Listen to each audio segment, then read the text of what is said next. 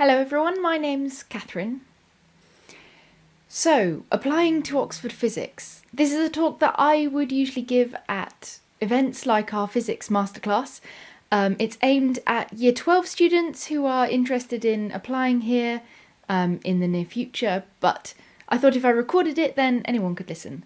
So, my name's Kathryn, I'm the Access Officer for Oxford Physics. And I'm going to talk to you a bit about what it's like to study here at Oxford, a bit about what makes Oxford special, and then a bit about how to apply, how to make a strong application to study here. So, let's go. The physics department is in a cluster of buildings just to the north of the city centre, next to the university parks. The buildings house all kinds of things like state-of-the-art laboratories, lecture theatres, offices, meeting rooms, and more. Of course, our buildings are not our biggest asset, our people are. At the last count, we had about 1,714 people studying and working in the Department of Physics, and that makes us one of the biggest physics departments in the world. And those people consist of, well, a mix of different people doing different things. We have just shy of 700 undergraduates studying physics here in Oxford. We have about 350 research students, so that's people who've done a first degree, usually in physics or something related, and now studying to be researchers, doing something like a PhD or a DPhil, a doctoral degree. And we have about 350 research staff. They're all supported by just over 150 support staff who range across all the different aspects of the department. Today I'm going to be talking about our undergraduates. So these are the people who are studying for their first degree in physics at the department. There are 2 degree courses you can apply for here at Oxford. Both of them are 4 years long, they're integrated master's courses. The most popular is the MPhys, that's the sort of standard physics course, but we also offer a joint honours course in physics and philosophy, that's the MPhys-Phil. The MPhys course is a general grounding in physics, plus the maths that you need to have a really good understanding of what's going on. In the 4th year, you will pursue 2 topics to the research frontier and you will undertake a research project. In the MPhys-Phil, physics and philosophy are studied in parallel for the first 3 years, and then in the 4th year you can choose to specialise in one of the 2, or you can continue to combine them. As well as general physics and philosophy topics, you take on courses throughout on the philosophy of physics. So those are the 2 different courses that you can apply for at Oxford. Once you're on the course, there are also 2 other options. You can opt for a 3-year BA programme, which has a slightly different 3rd year to the standard MPhys course.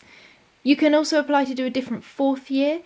The M-Math-Phys is a year-long course that you would do instead of your standard MPhys 4th year. It's run jointly with the maths department and it focuses on mathematical and theoretical physics. But why would you choose Oxford? Well, Oxford is a world-class university. It is world-leading, it consistently tops the worldwide university rankings, and it has a long history of excellence in research and in teaching. It's also world-changing. The academics at Oxford have research that spans the globe, tackling issues of worldwide interest and solving real-world problems. So as a student at Oxford, you'd be studying at a university world-renowned for its excellence in research. Oxford is a worldwide university. Our students come from over 150 different countries and regions, and more than 300,000 of our graduates live and work in over 200 different countries. So everyone comes from around the world and then goes on to live and work around the world. And of course, Oxford graduates go on to do incredible things. We have world-famous alumni at Oxford.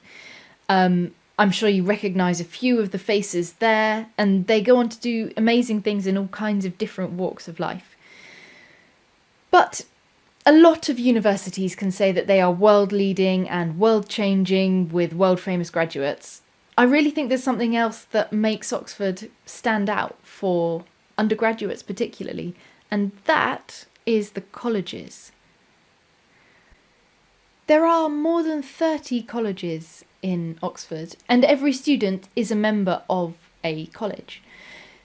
A college is sort of like a miniature university campus in and of its own right. It's got accommodation, there'll be some catering, which is sometimes called hall. There will be a library, space for you to work and to get books out, of course. There will be pastoral support, welfare provision, people to look after you, as well as societies and sports teams and all kinds of things like that. In addition to that, some of your teaching also happens in your college. In particular, the tutorial teaching. So this is very small group teaching, where it's usually a couple of students with a tutor going through some work of some kind. In physics, that's usually going through a problem set, or it could be sort of discussing the latest things you've been covering in lectures, that kind of thing. Most of the colleges will let you study the MPhys course. However, there are not so many that will offer the MPhys Phil. I've just said a little bit about teaching, but let's go into that in a bit more depth. Teaching in Oxford takes three main forms. There are lectures. Lectures are large group teaching in the department for generally the entire year of students, which can be up to 180 students, and everyone's learning the same stuff from one person at the front. Then we have tutorials, and these really are what mark Oxford out as being different. Tutorials will take place in your college, as a rule. There will be 2 to 3 students with one tutor, and that tutor will be an expert in their field. And this is your chance for your ideas to be heard by that expert. And finally, there is practical work to be done. In a practical degree like physics, you'd sort of hope so, really, wouldn't you? That work takes place in the laboratories in the department. On average, you spend about 1 day a week doing lab work. And this is useful for all kinds of things. You pick up loads of different skills doing practical work, from communication to teamwork, obvious things like taking measurements and instrumentation, but also stuff like problem solving. So what does the course look like at Oxford? Well, I thought we'd talk a little bit about exactly the kind of stuff that you could expect to study here. Obviously, this could change if you're thinking of applying. We can't guarantee that this is exactly what will be on offer by the time you get there, but this is how it stands at the moment. So in the first year, there are a number of things that you have to study. So those are classical mechanics and special relativity, electromagnetism, circuit theory and optics, mathematical methods, very important, differential equations and waves. You'll also spend time doing practical work, about 17 days of practicals spread out over the year, and those experiments can include optics, electronics and computing. You also will be asked to do a short option. You get to choose what option you take from the list of available options. They could include things like astronomy or complex analysis or quantum ideas. There are lots of different things available. In the second year, you would expect to study thermal physics, electromagnetism and optics, quantum physics, and yet more mathematical methods. Your practical work would probably take about 12 days spread out over the year, and the experiments can include things that you're covering in your lectures, so thermal physics, computing, optics, and so on. Again, you'll take a short option, but you'd take something different to the year before, maybe classical mechanics or climate physics or an introduction to biological physics. In the third year, there is a lot of content to get through, so fluids, symmetry and relativity, atomic and laser physics, nuclear and particle physics, general relativity, condensed matter physics, computational and experimental projects. You would do practical work, again, of course, 6 days or so, plus a mini project, and you would take more short options, such as advanced quantum mechanics, classical mechanics, or plasma physics. In the fourth year, you can expect to do 1 research project and 2 option courses. Your research project, called your MPhys project, gives you some experience of real research, in a sense, open-ended work, real problems, that kind of thing.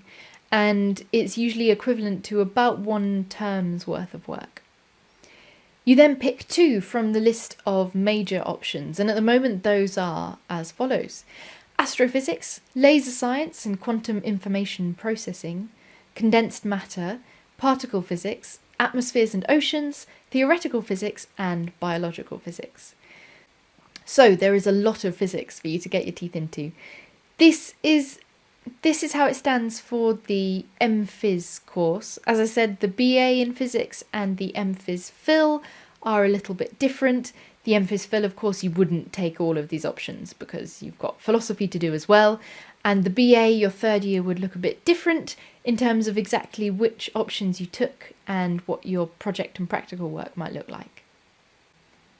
So we've talked a bit about what the course at Oxford is like, but how do you make an application? Well, here goes. First of all, there are, in a sense, 2 parts to your application. There is the course and there is the college. We'll go through both of those. We'll start with thinking about the college. So, choosing a college. For a start, you don't have to. You can make what's called an open application, and you stand no real advantage or disadvantage by doing that. The computer system will randomly allocate you to a college, and then your application is processed as though you'd applied to that college. So if you don't want to choose, don't. But if you do want to choose, there's a couple of things to think about. First of all, remember that you might not get offered a place at the college you apply to. Quite a lot of redistribution happens during the application process, either before interviews or after interviews, which means that actually in the end you might be offered somewhere else. And that's fine, because actually most students think that whichever college they end up at is the best college for them. Secondly, you can only apply to a college that offers your subject. So that's the number 1 consideration. For the straight MPhys physics course, that's not much of a consideration because actually most colleges offer that subject. But if you're looking at the MPhys Phil, then that really does narrow down your options. When you're considering which college to apply to, there are a few different sources of information that might be useful. The university website has a lot of information about every college, but also tables that compare the facilities and the options for all the different colleges together. You can also look at college websites and at college prospectuses, either online or printed. Some colleges also produce what's called an alternative prospectus. This is generally made by the students, so it's more of a student's eye view of the college. Finally, open day visits are a really great way to get a feel for the different colleges at the university. In 2020, the summer open days are, due to the coronavirus pandemic, not going to be going ahead in their normal style. But if you're coming to this for a different year, then do go ahead and try and visit. And finally, some of the criteria that might be useful to think about when you're looking at the different colleges. So, size. Does the college have a lot of students or very few? Across the whole student body, but also those people studying your course. What do you want? Do you want to be part of a big community, or actually do you want to be somewhere a little bit more exclusive? The size of the college also in terms of its footprint. Do you want somewhere that has lots of space, or would you rather have somewhere that's a bit more compact? That ties in often with the location of the college. Do you want to be right in the city centre where space tends to be a bit tighter, or would you rather be further out where there tends to be a bit more freedom to roam? Do you particularly want to be near certain facilities? How about the accommodation? What does the college offer? What's it like? Is it available for your whole degree, or do you sometimes have to live out for one of the years? What facilities does the college have? What facilities that are important to you, of course. Does it have a music room? Does it have a gym? Does it have a prayer room or a games room or a bar? What do you want to be there for you? Finally, is the college somewhere that you would like to be part of for 3 or 4 years? It's got to be home, so choose somewhere that feels like it could be home for you. So we said there were 2 things you had to think about: choosing a college and choosing a course. There are, as we've already mentioned, 2 different courses you can apply for: the MPhys in physics or the MPhys Phil in physics and philosophy.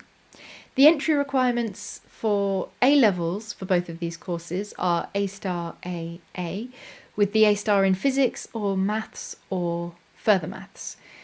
The entry requirements for different qualifications are available on the website, so have a look out for those if that's what you need. The subject requirements are also the same for both, so physics and maths are essential. The maths mechanics modules are recommended, and further maths is generally considered helpful, but it's not a requirement for an application. Both courses also require you to sit the PAT, the Physics Aptitude test, as part of the application process, and we'll talk a little bit more about that in a minute. The biggest difference really between the two courses, aside of course from the course content, is the number of people on the course. So the average intake on the physics course is about 180 students, but the average intake on the physics and philosophy course is only 13. So you can see it's a much, much smaller course. So, if you want to make an application, what do you need to do and when do you need to do it? This is the university's application timeline, so let's have a little look at what it says. In June, do your UCAS application. So start working on your personal statement, check that your school is going to write your academic reference or make some arrangements for that, and start thinking about the test. The physics aptitude test is what you would be interested in. Then from August onwards, think about the test a bit more. Confirm what test it is you need to take. That is the PAT.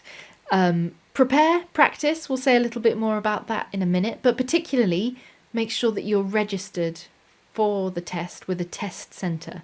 Usually that test centre can be your school, but it could also be somewhere like an open centre, like where you would sit a driving theory test, somewhere like that.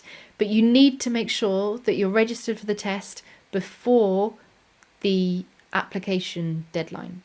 Application deadline is the 15th of October, and at that point you have to have submitted your UCAS application and registered for the test. No written work needed for either of these courses, so we don't worry about that. But then in December we have interviews. I'll say a little bit more about interview format in a bit. And then in January we'll let you know the outcome.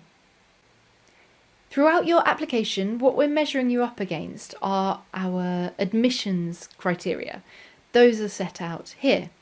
So what we're looking for are as follows: motivation, a real interest and a strong desire to learn physics; mathematical ability, an ability to express physical ideas using mathematics; your reasoning ability, an ability to analyse and solve problems using logical and critical approaches; your physical intuition, an ability to see how one part of a system connects with another and to predict what will happen in a given physical situation; and finally, your communication skills. We're looking for an ability to give precise explanations both orally and numerically. So for every part of the application process, these are what we're looking for. So there are three main parts to the application process that I'm going to talk a little bit more about now. They are the personal statement, the physics aptitude test, and the interviews. I'll give you some idea of what they're like and a few tips and tricks, but there's a lot more that you can dig into on these. First up, personal statement. There are no hard and fast rules for this, and most importantly, be true to yourself. But maybe here are some guidelines and some tips that might get you started.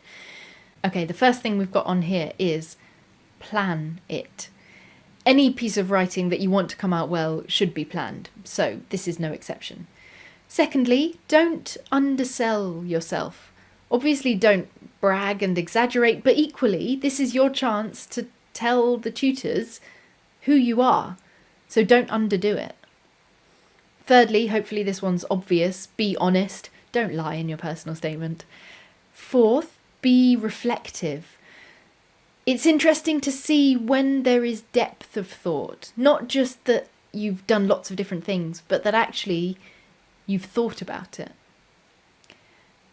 Number 5, this is one of my favourites, show, don't tell.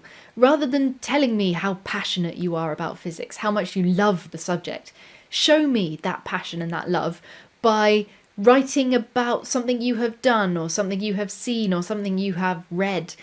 Show me, don't tell me. The next one, check your spelling and grammar. Not that spelling and grammar are particularly important, just that when they're wrong it can be a bit of a distraction, and you don't want anything to distract from how great you are at physics. Finally, ask for feedback and take it on board as appropriate. Other people's opinions are really useful, so take them. I've been asked in the past about what kind of split you might look for in your personal statement between stuff about physics and stuff about not physics. And I think something like an 80-20 split is about right. So 80% academic stuff. That doesn't have to just be school stuff, of course. Anything super curricular, so anything that is subject related but beyond what you've done at school. And maybe 20% extracurricular, because it's nice to talk about the stuff that we love, but hopefully a lot of what we love is physics. Everyone who applies for physics or physics and philosophy needs to sit the physics aptitude test. This consists of lots of physics and maths questions, and they're designed to be tough. Don't expect to walk in and get 100% on this.